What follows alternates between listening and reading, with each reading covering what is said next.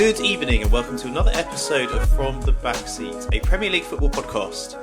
Have Chelsea opened up the title race? How many injuries can Liverpool handle? And is Gary O'Neill the best managerial talent in the business? All of that and more on today's episode. Line up today, host Jack, Chelsea correspondent Joe, hello. Hello. Good to be back. Yeah, fancy mate, huge result. Probably your biggest result of the season so far. We're all gassed about it. And our Liverpool correspondent Ash. How's it going, Ash? Yo, all good. So yes, on to the big game. The title deciding fixture. Manchester City won, Chelsea won. I was Chelsea on Saturday. I was very, very Chelsea. And it's very rare that ever happens, but it was good. I feel like it wasn't actually that good a game for the neutral, but it's all about the result, isn't it? And I was fully expecting City to win 3-1 once they scored that goal, even though they only had about 10 minutes left. That's just what they do. So it was very nice to see Man City actually drop some points. I feel like it was a tale of two misfiring strikers. One that we expect to misfire somewhat in Nicholas Jackson, and one who we don't in Erling Haaland, who was really bad in this game for once. So that was nice. I hope that continues. But yeah, what was your read of the game, Joe? I thought it was really good. It's really nice to see us come off those really two bad results with Wolves and with your boys up north to see ourselves come into a good reign of form here. Chelsea, I thought, were really good against City. We seemed to anticipate the tactics that they would look to deploy. And there were a few nice little things that I noticed in the game that I thought were quite impressive from the way that Pochettino both set it up, but also in the way that the team administered the tactics to counteract City's offensive. So as I'm talking about offensive, you probably can imagine I'm going to start with the defence. So I don't know what you boys thought, but I think we could have a very solid defensive partnership here in Co and Disasi in their first game together. I mean, I do think Disasi had a great game. In all fairness, like a lot of Haaland's misses could probably be credited towards him. Shithouse on shithouse. Problem is, though, is he consistent enough? I'm not seeing a consistency there, but maybe having someone like Colwill next to him who's a little bit more mobile, willing to cover, might be a great shout as a partnership. But I think that for you as a team, I've said it before, I'll say it again, it's veteran presence. Can one of those two players step up and take away that fact that you need that, or give that veteran presence that Thiago Silva has? Oh, for sure. But if you look at the games so far this season, I mean, if you're coming into Chelsea, let's say either as Colwill, a youth player who was at Brighton last season, coming into the team, or as Disasi, who's come in from Monaco in the French league, a slightly different style of play. And then throughout the first part of the season, you're played either, if you're Colwill at left back or Disasi at right back because of needs must, then you're being played out of position. So you're not really being given a chance to play in your favoured position. And I thought in this game, you just saw, firstly, that they were very capable, very mobile, maybe not able to really handle Haaland because, let's be honest, the big Norwegian monster who can really handle him. But as a two, Virgil's a bit of a different kettle of fish, mate. But as a pairing, I thought they were really good. And actually, it was nice to see that Disasi, especially, he gave a bit of personality during the performance with his celebrations, as a defender should do when they protect the goal. But also, I don't know about you guys, but throughout this season, I've seen from Chelsea a little bit of that new team syndrome where you're kind of just playing for the checkbook. And I don't like to say it, but that's kind of how I've been feeling. There's not that much passion. There's not that much fluidity or personality, given that the teammates don't really know each other. But in the recent games, starting to see from Disasi in this game, cheering, getting very emotional and motivated as soon as he gets the ball out. From Enzo a few games ago against Villa, everyone joked about it, but taking his shirt off, pointing at the shirt, saying, "I'm here, I'm keeping on going." And then Jackson in the last game, where you actually had to bloody stop the man from going from the subs bench and running over to the fans to celebrate, which, it may have got him another yellow card, one more closer to a 2-game ban. But you got to love to see it as a fan, and I think as between the two of them, as well with the rest of the squad starting to gel really well together, I think that we could be seeing something here that is the real Chelsea when we had all of our players fit. Yeah, I mean, I think you could go back to the result, right? I think Jack mentioned at the start when City scored, I was like, oh, for fuck's sake, this is going to be a pummeling in the next 10 minutes. But you guys held firm, right? And it's a sign of a team that's starting to get to know one another, like you said. And a 1-1 result at the Etihad is a fantastic result, no matter who you are. It's basically a win, isn't it? It's basically a win at this point. So fair play, and I think that side, passion, that's something that you've been lacking, and if you're saying you're seeing that in the players, then fair play. Do you know what I mean? I think you've got a young team. It is literally the youngest squad in the league, right? Exactly. So, what do you want from young players? You want more passion and more energy. And in Cole Palmer's case, a lot more footwork, because that guy is fire. Mate, he's so good. But I think we're going to touch on that a little bit later, right? If I can just give a shout out to a couple more players that I thought were really, really strong. Mate. Absolutely. I'm going to go through the whole team in a second. If you give me a chance, I think Gusto is showing that as a signing in the summer that he's playing out of his skin at the moment. Really, really good for a young player. Someone who I suspect he's a lot older. I feel like he's a lot older than 20. Passport situation. I just can't believe that he's only 2021. I've had it in my head since he signed that he's 25, and it's just nothing makes sense to me. The fact that he's very good and very competent, I'm like, he's definitely 25. He's definitely in his prime right now. There's no way he's this good already. Well, he came from the French league. He's actually just French by birth. It's not like he. I think I tried to look up his ancestry actually, just to see if he's coming from kind of North Africa or somewhere like that. And very much he's just come straight from French football. There's been no other league that he's been playing in. I'm not saying he's got a dodgy passport. I'm just I don't know. I'm very suspicious. I'm just not having it. You can see where I was going with that one, right? Yeah. No, but I think that to your point, he has been playing well. He's been one of your better players, and stepped up when you needed him to. I think that there was a few times in the game that Edison was forced to make a decent save due to the work that he put in, right? And I think that realistically, if Edison was probably City's man of the match, because in the first half, start of the second half, you kind of peppering them, and then he's made some great saves. Brazil's number 2 for a reason. But again, I think one thing I will say is, as much as it's a great result for Chelsea, it also shows that City don't go down for long, and unless you put them out of a game, they're always going to be in it. They're always a threat, even if Haaland isn't firing. Again, it's typical. Rodri's the one that's going to pop up with a goal out of the blue, right? I do want to give a shout out to Sterling. I do want to give a shout out to Sterling, because his goal was quite similar to the goal that stopped us from winning the league in 2013. That was called offside, and brought VAR into the. He's going back. He's going through the archives. Yeah.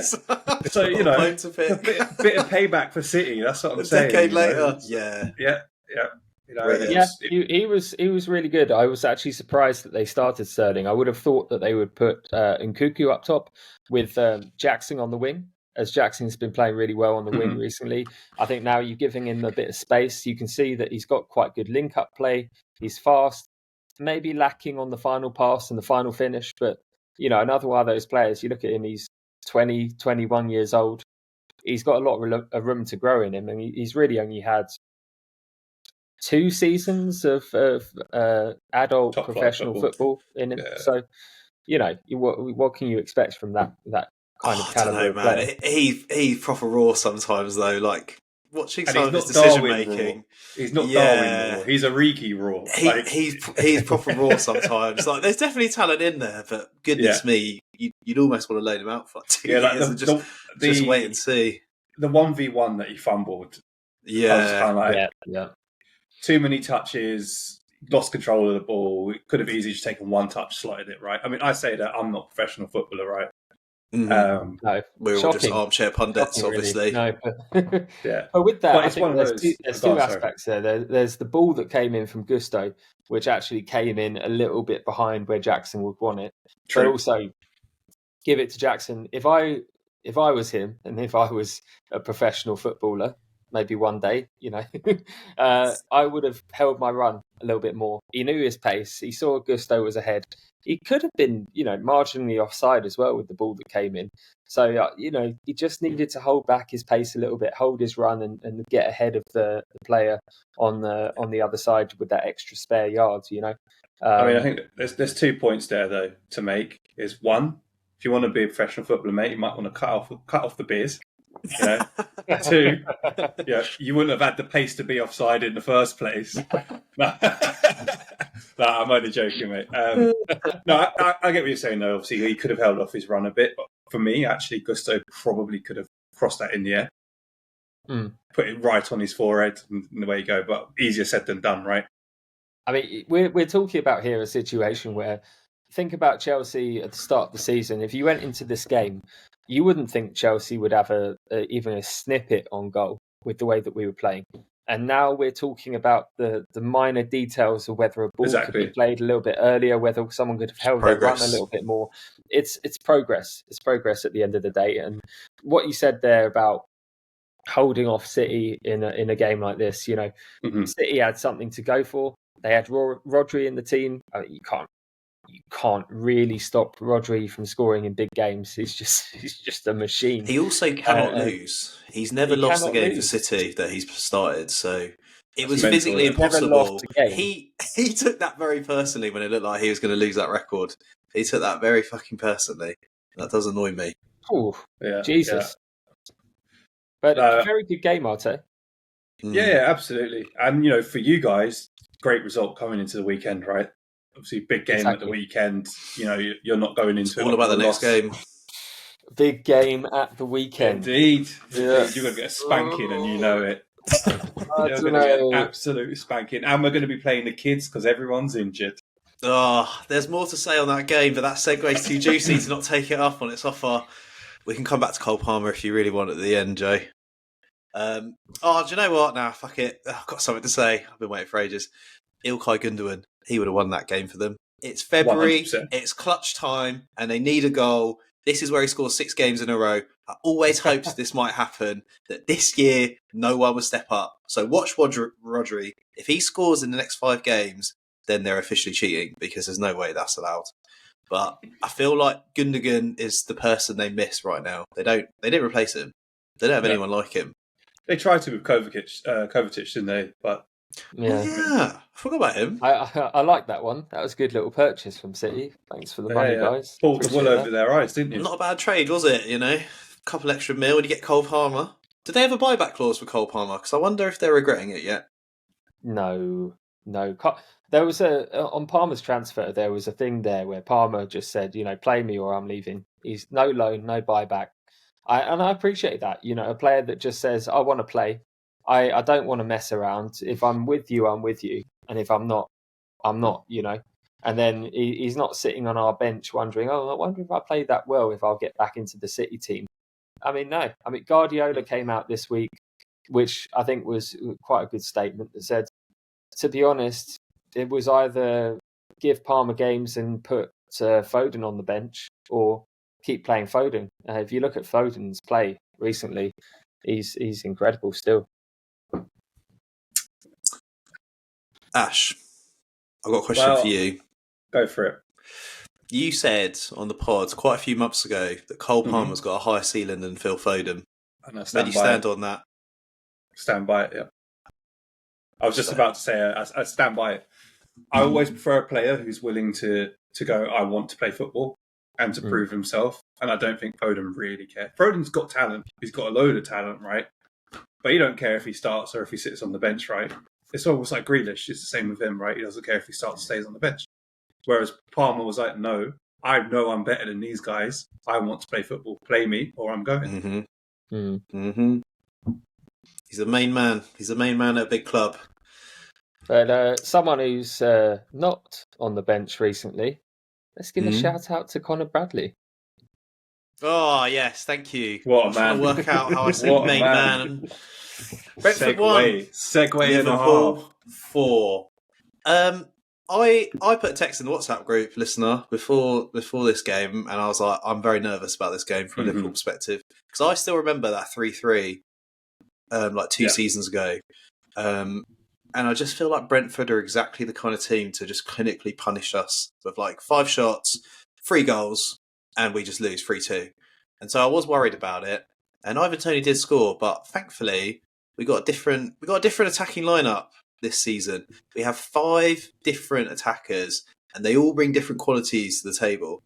And we pretty much bring all of them on every game. We rotate the pack every game. And it gives us like a weird luxury that I don't think we've ever had in the Premier League era. Like 5 genuine first-team starters who can all impact the game, both starting and off the bench. They're all different. And you sort of mix and match them depending on the opposition. It's pretty cool. It's a shame that half of them got injured in this game, but we'll get onto that. Yeah. But in principle, very, very nice. And there's only one man to call out. He's the greatest striker of all time. All time. In a weekend where strikers were misfiring left, right and centre, Darwin Nunez steps up. Taking the absolute piss as well. And he dinks the naughtiest chip I've seen in a long time. There's no need for it. There's no need for it. I don't know if you remember back in FIFA 2014, the high dipping one. That was the high dipping one. Yeah. It was rude. What I like is it was so unnecessary. Jota was like, you really not gonna? Okay, fine. And he's just dinked it. He's not given it any thought, and that's when he's at his best. Exactly. No, I think that there was potential for us to slip up. Most people that I spoke to were like, "Oh, this is a big game for you boys. Like, do or die." Mm-hmm. And I think a few years back, this is the type of game that we routinely slip points. I was worried having Kelleher in goal with Tony back and them hitting us on the counter attack. But hey, look, Conor Bradley, as you mentioned, main man. At one point, they literally decided to just stop attacking down his flank. He's good. He's quality, mate. He's actually really good. I find it borderline illegal that he can be called Conor Bradley and be this good. It feels like it's just not really how things work in football, Like he sounds like too he should be plain for Hull or someone like that. Yeah, exactly. Like he is by definition a League One player. Everything about him is League One. He's a bit gangly. He's got a dead name. He's just a dead guy, and he's just like fucking Cafu. It's just unbelievable. He's got 2 first names as a name. He's a dead guy. But I think for us though, like this season, in 2 positions that we've struggled to have players outside of Trent and Robertson, we've had people step up, and we thought we needed to go out, get a right back to push Trent, go out, get a left back because Tsimikas wasn't good enough. Robertson wasn't good enough anymore. Joey Gomez has stepped up, right? Tsimikas stepped up. But Conor Bradley has, in my opinion, has pushed Trent out of his place. Don't get me wrong, Trent has been one of our best players this season, but you can't drop the kid at the moment. Do you know what I mean? And even after what happened to his dad, obviously, recently, and he had to leave the team for emotional reasons, he's come back straight away, putting in a class performance. And Curtis Jones has gone down injured this week. Do we see this as a chance for Trent to step into the midfield and finally take that role, right? It's interesting. It's very interesting because we only have one right back listed technically in our squads. Joe Gomez is centre back, and Conor Bradley's not even listed. He's just been pulled out of nowhere. I think Klopp always knew he had talent. That's why he didn't get another right back. Yeah, I mean, he was Bolton's Player of the Year last year, wasn't he? So that's his level, mate. That's his bloody level. I'm telling you. No, Carson. I think that game was about unsung heroes. Bradley being one, Alexis McAllister. I think in my opinion, he's probably the most underrated centre mid in the league. Like he's so consistent. He's so technically good, and having Endo back just gives him that opportunity to just be the McAllister that we saw in the World Cup, right? Mm-hmm. Yeah, I was thinking the same when watching that game. The start of the season, you guys purchased pretty much a whole new midfield. It was that again, kind of like Chelsea. You're just watching that midfield gel. Luckily, you had the defence and the attack pretty solid by that point, so you've got that maturity in the team. But now, looking at your midfield, at the start of the season, McAllister was not really cooking. You didn't really know if he could step up to the big club. Endo came in as a captain of his former club, you thought, well, who's this guy? You couldn't get Caicedo, so you've just gone for the third or fourth or fifth best thing on the market. But actually, as a unit, I thought you would. But we fleeced you, mate. That's what we did. As a unit, you are playing really. I'm giving you a compliment here, mate. I'm doing your team. He can't resist, can he? He just can't resist. Just getting those jabs in.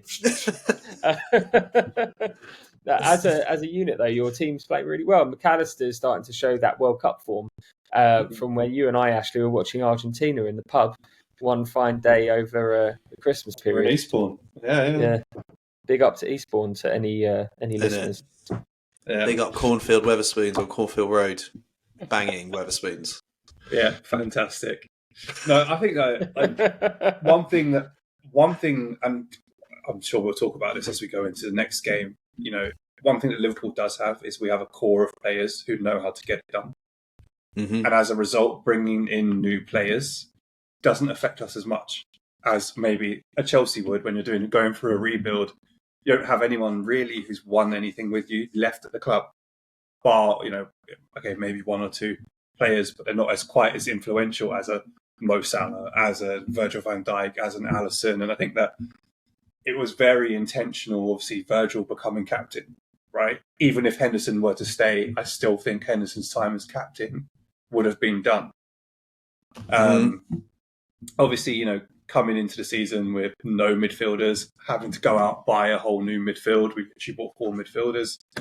You'd think it would take some time for them to gel, but I think actually it's just shown how good our team was, considering we had completely zero technical talent in the midfield with Henderson, Wijnaldum and Fabinho, to all of a sudden having 2 super techie midfielders in Szoboszlai, McAllister, and having someone like an Endo in there just to hold it down as a pivot.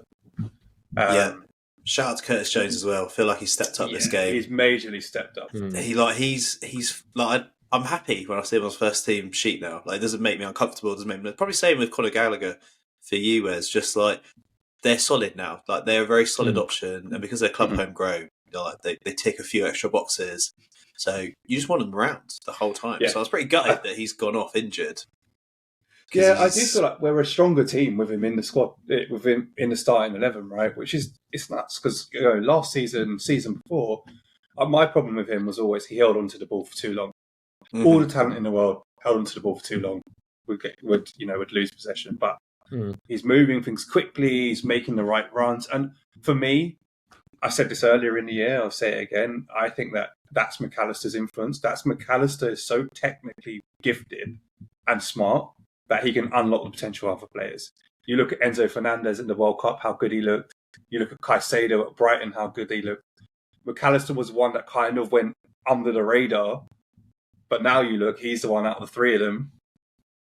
That's like the way you link that, and it also feels like a dig simultaneously. It's very clever the way you've done that, actually. It's good analysis, and it's a bit spiky. It's I do think that Caicedo and Enzo Fernandez will come good. I just think, again, they need that type of player there to sort of really allow them the freedom to do what they do. You heard it here first, guys. Chelsea to slap in a 100 mil bid for Alexis McAllister this summer. And they can do one. But we've not spoken. We've got a job to do still. We're going to purchase Billy Gilmore back for 80 million. No, I think your next big purchase will be someone like an Evan Ferguson. Oh, you'll just be like, you'll go out there and be like, here's 90 million quid, Brighton. 100%. We'll take Evan Ferguson. 100%. What I love about Chelsea at the moment is that even though we're talking about a really good Liverpool performance, everyone's still got the first thing on their lips is, I wonder who Chelsea's going to buy next. I wonder how Chelsea... I wonder how they're going to bankrupt themselves next. Bro, it was carnage. You do want Darwin Nunez. You just know that it will cost you £500 million to get him because he's the greatest player in the world. Honestly, Nunez played really well. He's been doing... Nicholas Jackson, he's like the first version if he's like a Pokemon. And then when you evolve him, you get Darwin Nunez. It's all there, but there's levels, Yeah. What's the next level above that? R9. Diego Costa. Pure shithousery. No. Got I to prefer be. my shout of R9. I feel like Nunez is closer to R9 than Diego Costa. But Yeah, I mean, you can make an argument for both, couldn't you? Could be anything. Maybe Craig Edison Bellamy. Cavani. Craig Sorry? Bellamy, what a player. Edison Cavani. Nunez does play a little bit like Cavani. They are very similar players. But Nunez has got that Suarez element to him in that he's so fucking unpredictable. Yeah. Like most normal strikers would have just slotted that home. Not Nunez. No, not a chance. So, Nunez, great form. He's out injured. The full list of Liverpool injuries, big conspiracy talk, is about to come, listener.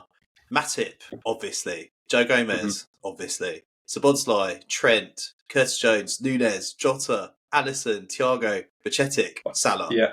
11 first team starters.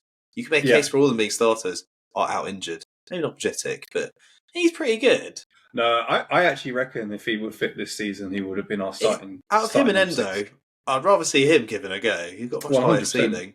But yeah, it's not looking good right now for Liverpool. That's proper bare bones. It's a good time for the final for Chelsea, right? With all these players out, I think realistically, Nunez and Salah will probably be back for the final. I think this is probably just mind games. They'll sit out the game midweek again. Who have we got? Luton. We've got Luton, which has got all the makings of more points from this depleted youthful team. You've got like number 63 on the wing, number 69 at the back, like people you just never heard of, like McDonnell. Don't know who he is, but he's there on the bench every week. So it does worry me. But that's not all. Step up, right? Conor Bradley stepped up. Conspiracies. Did you know, Ashley? 20% of all the incorrect VAR decisions this season have been against Liverpool. What is going on? How has this happened? And over 50% of the early kickoffs. Again, Brentford, 12:30 kickoff. That's why Klopp's leaving. That's the real reason. I think the referees' union must be based out of Westminster, mate. I think it must be the Tories. I think it's Pep Guardiola and his bald head busting more judge to somehow steal a league. That's what I think it is. I mean, Hugh's got a running theory that about 8 of the 12 referees are all from Manchester, and they actually are. It does check out. But yeah, despite all of the odds, we're still going to win the league. Yeah, that's it. That's all we need to say. We're going to win the league. I think that's a good time to take a break. And then when we're back, we'll talk about Spurs and how they're probably rubbish, Arsenal, how they're good, and the fixture rundown. Be right back.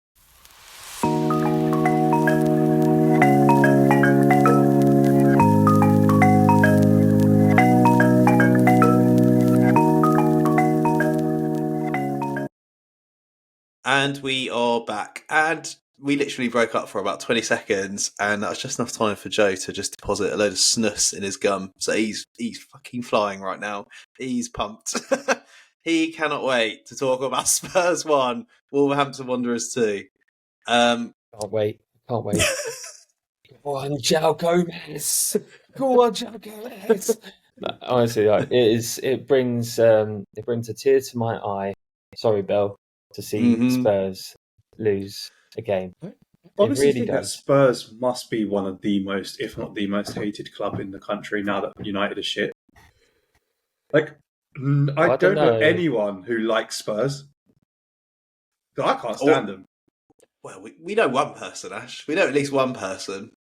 Yeah, well, she's an actual fan. That's different. She's not as a fan, mate. Apparently she's part... Sorry, it's a bit of a tangent, but apparently she's part of a hardcore ultras group called the Dogs. And there's the top dog and the sub-top dog. And her dream is to be the top dog of the Spurs ultras one day.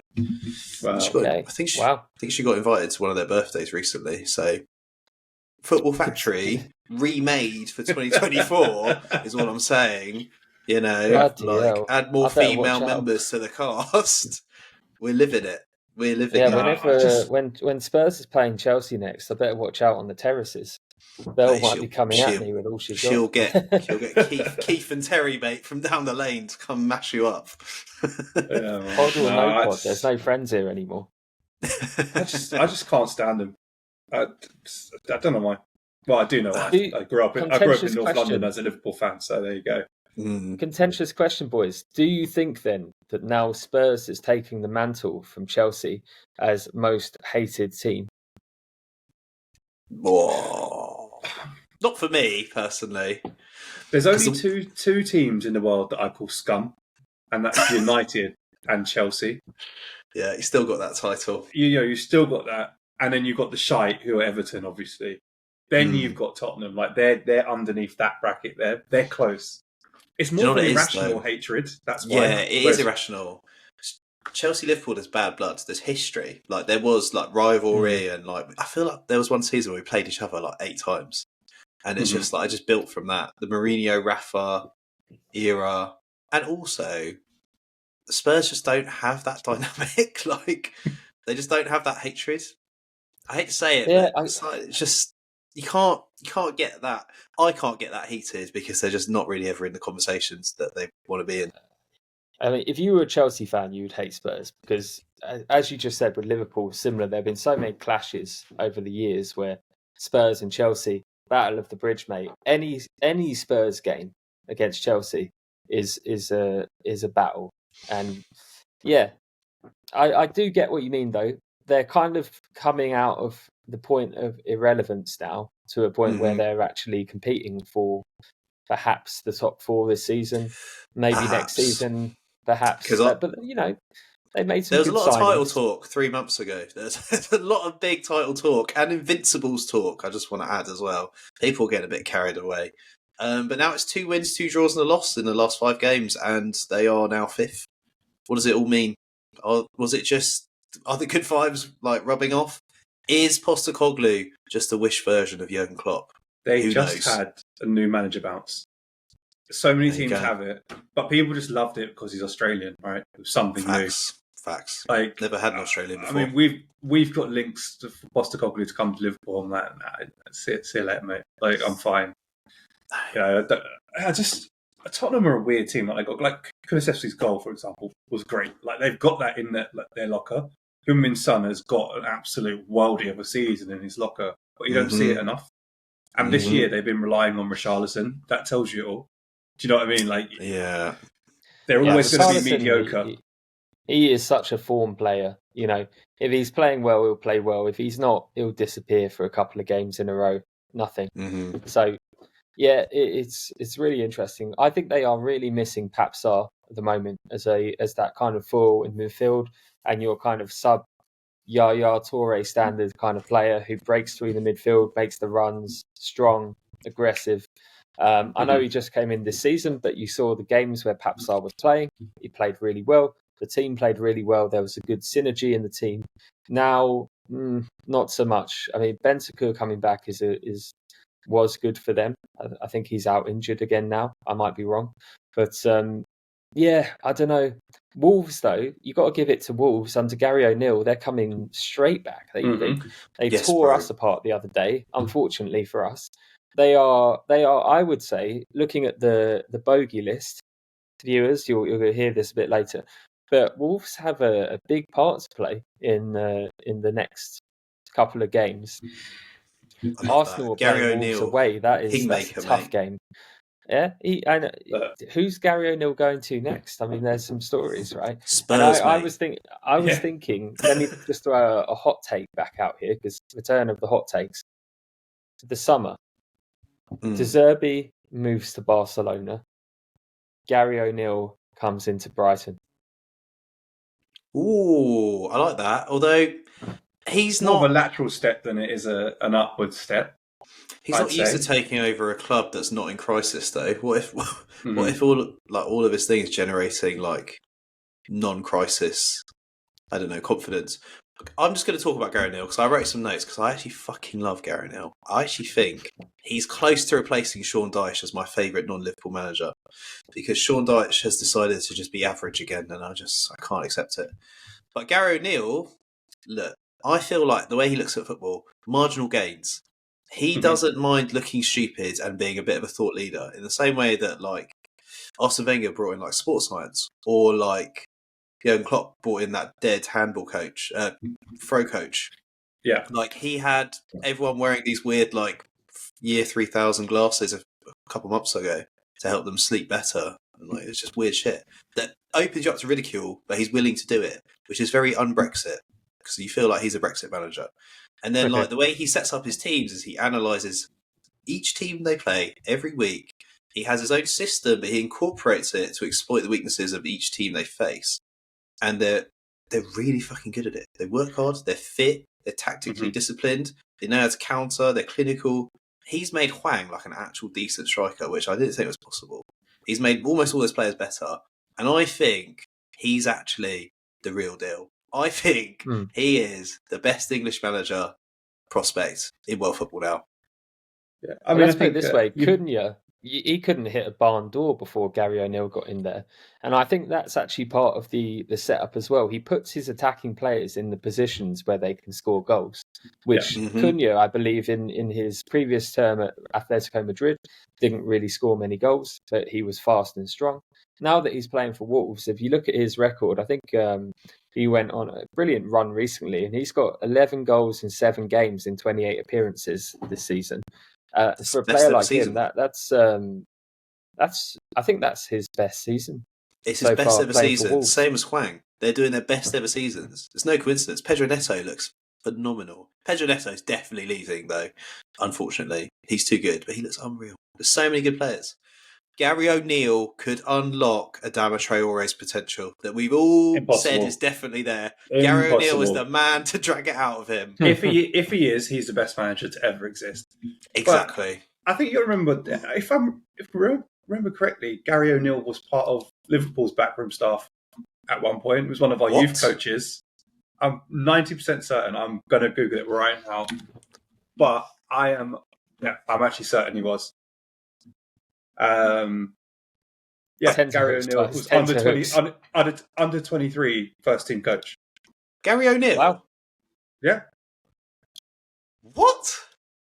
Yeah, so he left his coaching role in 2021 to join Bournemouth.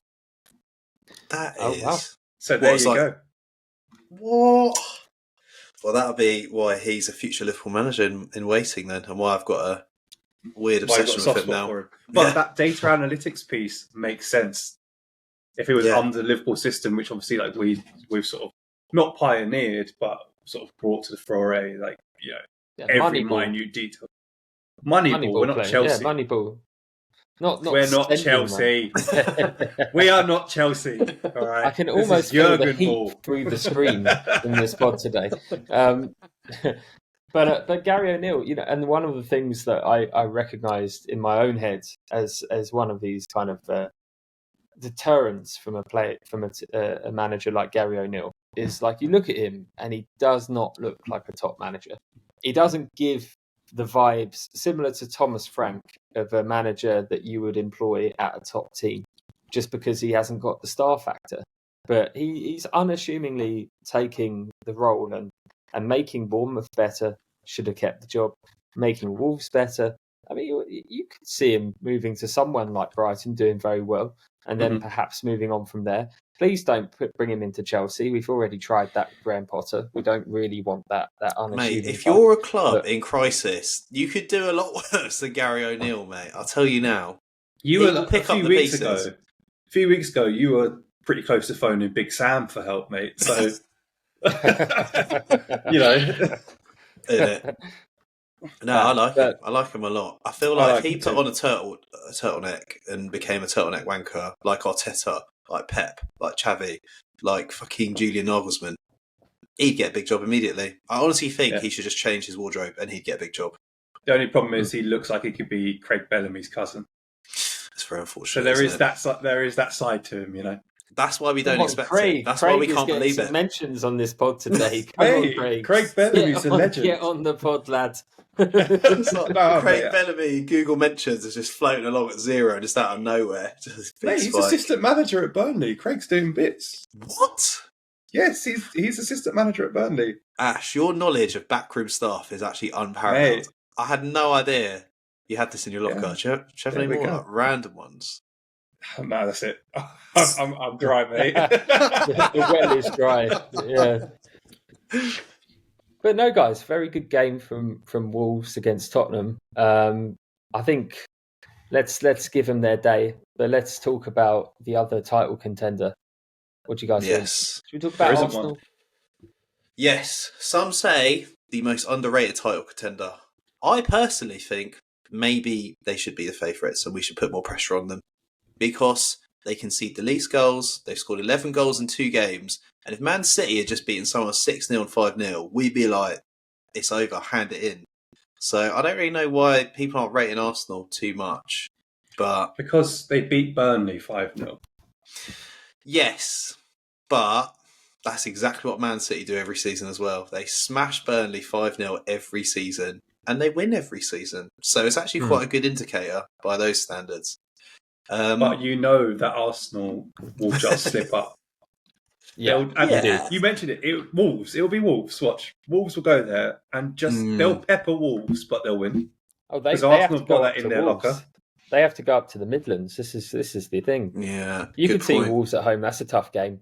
But Arsenal, I mean, we've got to give one boy his credit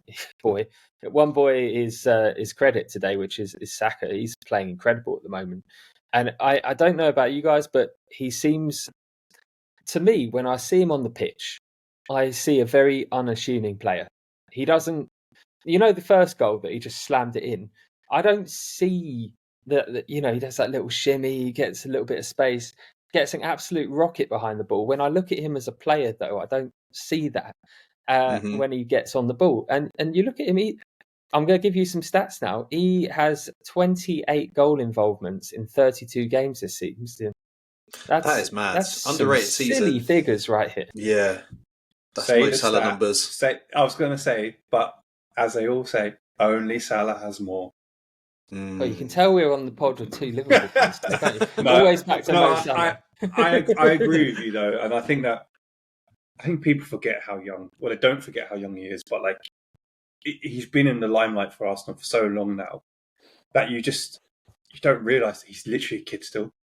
Like he hasn't even grown into his body. Like my worry is he ends up like Michael Owen in that gets to 24, he's a fucking world beater, but then his body gives up.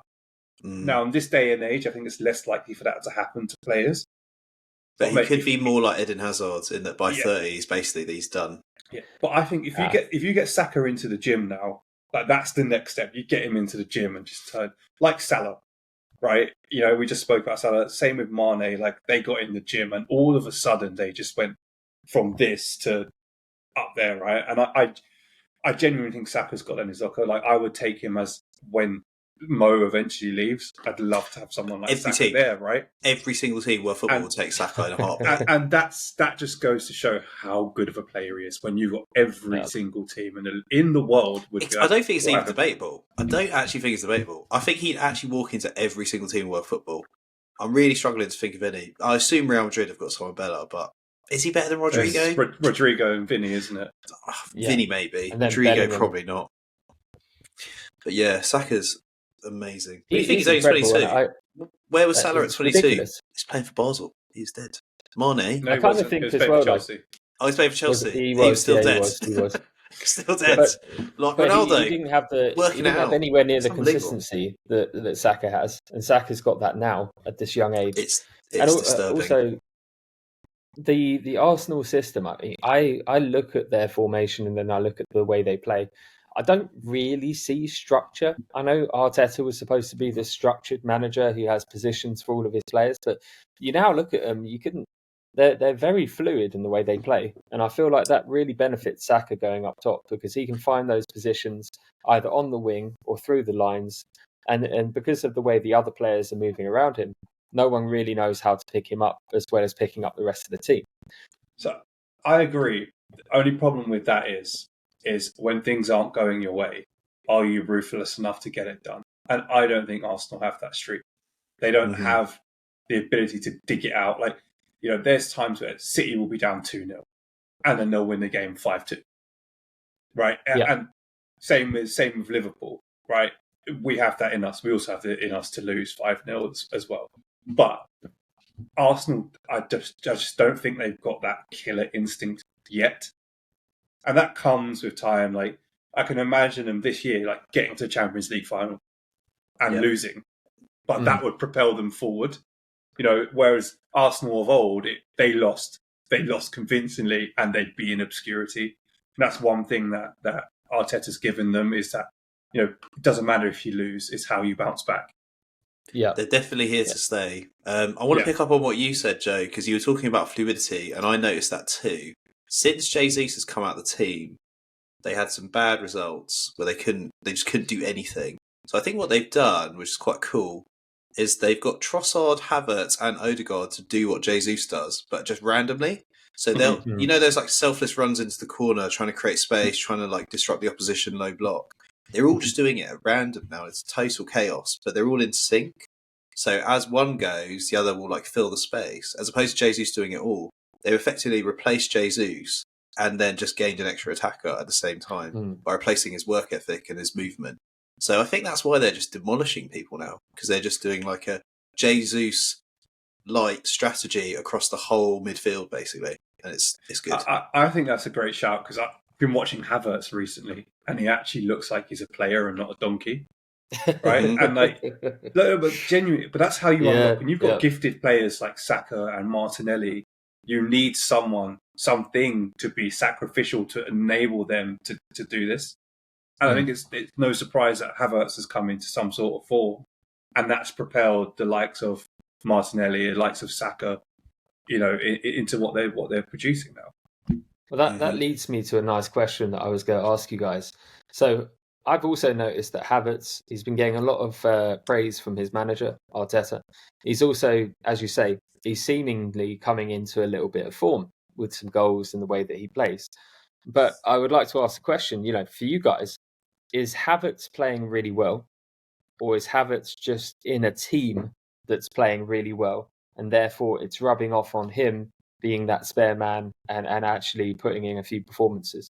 So I think that's a good question. And, again, taking it back to Liverpool, people could have said the same thing about Roberto Firmino. Was it just that he was in a great team which enabled him to be this, the player that he was? Actually, I think it's the brilliance of the player, and it's the same with Havertz.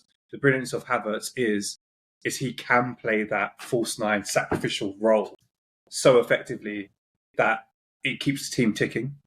And I think that's probably what Arteta saw in him. Don't get me wrong, like the jury's still out on him, but I think we're starting to see what Arteta saw in him and what he can bring to the team. And I don't think he's a spare part in a good team. I think he's a cog in the wheel. Like, he's an integral part of that team. I agree with Ash. The only thing I'd caveat is that Burnley's a pretty easy game, and West Ham are the most negative team ever. So he is given a lot of space to operate. I think for teams that play a much higher press, like Brighton, Liverpool, City, he does get caught quite a lot. And I think he might be the perfect player for teams that set off you. But teams that are going to attack you and press you, he's probably not a great fit. Yeah. That's why the argument is they still need another forward, right? Because if the Havertz piece isn't working, if Jesus isn't working, then they need someone else to. And it goes back to my point about just that ruthlessness. That's where you need have that one player exactly. who's ruthless. You need pace, someone who can finish one of one chance, touch the ball like 10 times, and just finish that one counter-attacking chance. Yeah. And that's like let's be real. If they went out and got someone like Osimhen, that would be disgusting. Like, you know, maybe deeply unhappy. Yeah, that's not going to happen. He's coming to Chelsea, isn't he? Osimhen will go to Chelsea. He's coming to Chelsea because they'll give him a contract of 20 billion quid a week. Yeah, for 19 years. Well, also, generational wealth. Also, Agent Drogba is coming in, and Agent Drogba has been doing his bit during the AFCON and before to get Osimhen into. You saw Osimhen's comments before the AFCON, or during the AFCON even. He said, I know where my next team's going to be. I've already got it lined up. It's Chelsea. To be fair, I mean... only Chelsea or City can afford it. So he's going PSG, guys. You're overthinking this. Mbappe's going. They need to make a statement. Osimhen's coming in. No, PSG are getting Marcus Rashford. What are you talking about? Yeah. My mistake. Yeah, Bernardo Silva as well. Rashford to PSG, finally happening. Let's go. Right. Rashford's dead, by the way. Just want to caveat. Rashford should not be in the England squad. Neither should Grealish. Neither should Sancho. It should just be Saka. To your points earlier, guys, you were saying about Arsenal and maybe a comparison between Arsenal and the other teams on how you do when you're playing other teams that maybe aren't as much of a pushover as West Ham or Burnley. So I just wanted to reel off a couple of Arsenal's games coming up to you guys, see what you think, see if you think they are wins, losses, draws, and how well you see the fixture list for Arsenal versus Liverpool or City. So Arsenal coming up, Newcastle at home, Chelsea at home, Yeah, City they'll win away. Oh, I actually think Chelsea could frustrate Arsenal, but I'm pretty sure they'll beat you. No offence. They'll definitely beat Newcastle. They could do. City away, though, and then Wolves away a bit later on. Spurs away, and then Man United away. That's their fixture list. Mm. You having a look? Back to back. Oh, well, they got Villa at home in between City and Wolves, but you'd think they might be able to turn over Villa. Mate, yeah. That's not an easy game, though. Don Emery to turn up and ruin the Arsenal title shots, it's written. And he'll be there. Good evening. Giving it to Mourinho treat. Giving it to Silent Stan. What? Exactly. That is a tough run of games, though. That, especially towards the end of the season. If they lose one of those, let's say that they lose against Chelsea and City, and they're on the back foot, and they haven't quite got the same kind of the same motivation as they did before, the same spirit or energy. Suddenly, Wolves looks like a hard game. Spurs away is a very hard game. And then United away. If I was an Arsenal fan, hearing that and not knowing that news, I'd give up on the title right now. There's no way they're winning all those games. Not even close. 4 wins max, I reckon. And that's it. Title done. Let's just hope they beat City in that run. I must say, Liverpool's isn't looking that good either. So let me reel off a few Liverpool fixtures. I'm sure you already know them. It's probably looking even worse. Even Luton's looking bad now. I haven't included Luton in this list, but in the bogey teams that I've got for Liverpool, you've got Forest away. I think that could be difficult in Forest's current little vein of form. 6-0. Easy. City at home. Yeah. At home. That's the one game, obviously, that's the swing game of the season, right? Yeah. If we lose that brings Arsenal back into the question because they can catch up with us and obviously propels City forward. So, but yeah, we all know about the big game. So let's go to your bogey games. But then we got the Merseyside derby at Everton. You never know. 20-0. You never know. Sure, I know you'd say yes, but he's not got it in him never anymore. Know. All right, I'll say that. I'll take that out of the list. All right, Brighton at home, Man United away, Spurs at home, Villa away. See, I think that the United game is the one. Because as we know, always at United, form goes out the window. They would rather see City win the league than us. Yeah. So they are going to be gun-ho on stopping us. Yeah, I agree. I also think Villa has, and this maybe just because we lost 7-2 to Villa all those years ago, that has a capacity to absolutely ruin us. It wasn't real. It was a weird time. Everyone was in lockdown. It didn't count. Yeah, but every team is playing Spurs in this. So Villa and Spurs and Wolves are the ones that decide where it goes, basically. And United, Man United as well. Each team is playing Man United. Each team is playing Villa. Each team is playing Spurs. They're all quite hard run-ins, actually. I thought I'd feel more confident listening to that. City's playing Brighton away, and you know what happened last season with Enciso's absolute monster strike. That's a bogey one for City. Yeah, I don't know. I don't think City have any bogey games. I think they're at that point of the season now where they're just unfazed by everything. I disagree. There's one singular game that you bet your house on, and that's Spurs away. Spurs away, they haven't won in 6. That's a guarantee. Fair. Spurs away, Man United as well. Are they playing Spurs Brighton away? still? They're going to absolutely rinse United. I'm telling you this now. It's going to be embarrassing. Right. On to teams that aren't bogey teams, not listed because they're rubbish. Crystal Palace. They've got Roy Hodgson. That is a bogey fixture, though. R.I.P. Roy. What a legacy. I think that might be him done. He tried to retire, didn't fancy it, got bored of being at home and just watching daytime telly, came back out, but I think it's time. And they replaced him with Oliver Glasner, who, the direct quote from Niko Kovac, former Bayern Munich manager, is, He's very well structured and very well organised, meticulous, and prepares his teams thoroughly. Sounds like Roy Hodgson to me. So they basically just got the young Roy Hodgson to take over from the old Roy Hodgson. And it just feels very uninspiring. But Palace know who they are. Europa League winner, this guy. Thanks, mate. Palace know who they are. But they do. Thanks, mate. Like they know that Good on input.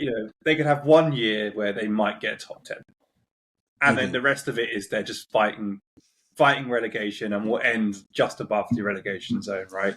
They're well nervous about trying anything different, aren't they? They tried that one guy who lost 5 in a row at the start of the season. They were like, nah. Shit themselves immediately. I got muted as well. Conspiracy theory, but I said this to you earlier. Klopp's leaving. Roy's available. When Benitez left, who was available? Let's go. Love it. Fucking hell, it's looking dire, isn't it? It's looking dire. Just in case things... There is a theory, right, that the vacuum that Klopp's going to leave, whoever comes next is going to be a David Moyes candidate no matter what. A sacrificial candidate. So maybe just instill Roy for 2 months, just to take the heat, lower the bar, and then get a real candidate in. Sign Konchesky again. Yeah. Hey, let the man retire, for fuck's sake. Let Roy retire. Let him go. He loves it. If he wanted to retire, he would have retired by now. He's fucking 8 years old, mate. God, his missus must be absolutely on one. Him and Neil Warnock are a different breed, mate. They will. Yeah. They'll say they're going to retire. They'll leave for 6 months, and they'll both be back. I'd like to see Roy Hodgson do punditry or something, because he's got a bit of a spiky side to him, you know. It's all just like Uncle Roy, and then suddenly he's like, "Oh, fuck off." And I'd like to see that side of him a bit more often. He's got a bit of Michael Caine in him, hasn't he? Yeah. Glenn Hoddle. He looks like a nice owl, but he will peck you. So I want to see a bit more of him. All right, I think that's it. Anything you guys want to add? I know that we're close to the end. We've probably got 3 minutes of runtime left. Does anyone want to bring up anything? I know Brian won 5-0, so we could. Well, I think one thing to note for Brighton, just a big shout out to Simon Adingra. He came in this season, another one of these Brighton finds from Belgium, I think it was. And then he's just gone and won the AFCON and been one of the key players in Ivory Coast bids for the AFCON. Come back to Brighton. Brighton had McAllister last season come back from the World Cup. They gave him a big clap and a big round of applause. Mm-hmm. They've just done the same for Simon Adingra. They had a whole stadium for him, and they got him. He won Young Player of the Year in the AFCON. So did he? He didn't just participate in the teim. He was a core player. They've done it again, and they've done it again. And he just scored 2 goals in his return to play. So I think we've got to give a shout out to Adingra as well as the rest of the team. I think he goes a bit overshadowed by João Pedro, who's obviously had an absolute cracking season. So, do you think? No joke. Do you think they just play Football Manager? Because all of these players. João Pedro is one of the highest rated youngsters on Football Manager generally. 100%. Do you think everyone else is just missing out on a database of players because they're too proud? They've loaned in Ansu Fati. That is a very, very Football Manager. Next year they'll have Lamine Yamal from Barcelona coming on loan as well. And there'll be some sort of end of the season clause where they can buy him for a certain amount. I'm telling you. I do think it does make you question reality sometimes, doesn't it? Where you're like, it's all a bit too Football Manager-y for my liking. But I was saying on the last pod, that guy they signed, Valentin Borres or whatever he's called, he's literally the most signed player on Football Manager, statistically. Bit too sus, I think. Yeah. So there you go. Well done, Brighton. They got a win. They need that one. I think they've had a bit of a bad run of form recently. So I know it's only Sheffield United, but I'm hoping... And they were dire. I'm hoping for you guys, at least, when it comes to the title race, you've got City, Brighton away at some point soon. I hope that's their point, that they've got a bit of form. We'll be fine, mate. We find a way. We'll be fine. The real question is, Ash, before we wrap up, do you want Xabi Alonso or do you want what's his name at Brighton? I've completely forgotten his name. Zerbi. No. De Zerbi. I'd rather take Alonso. I think that Zerbi is a very overrated manager. I think he's good, but I don't think he's fucking quality. And I think that the affinity that Xabi has with the club, the fact that he's displacing Bayern at the moment, the fact that like it is we're going to face them in the Europa League final. It all seems like a destiny. Destiny. Yeah. I just personally I don't think the De Zerbi's as good as it's made out to be. And I don't agree with that. He'll go to Barcelona anyway. If he was given the two options, he'll go Barca. So yeah, I don't agree with you in you saying he's not as good as everyone thinks he is, but I do agree with you that I think your perfect candidate is Xabi Alonso. Okay, question for you: who was a better manager for Brighton, Graham Potter or De Zerbi? De Zerbi. But that's just not true because Potter got more results, got better results than him. So there you go. But Brighton play a lot nicer. It doesn't matter; they got results. I would take a shitty Jose Mourinho 1-0 park the bus win all day, every day. That's a lie. That's a lie. That's definitely a lie. We've had some shit football and it was awful. It was, but we found banter in it. We had Kyriakos and Kolo Touré as a partnership. Are you telling me those first few years under Klopp weren't the best years of your life football-wise when we was winning 4-3? Daily scram. There we go. There we go. Food watch. It's time, listener. Joe's hungry. Yeah. He's got his dinner again. That is the signal that we've run out of time. So thank you for listening. We'll be back next week. Don't know what the lineup will be yet, but it'll be good. So see you next week. Follow us on socials. Thank you. Goodbye. Adios.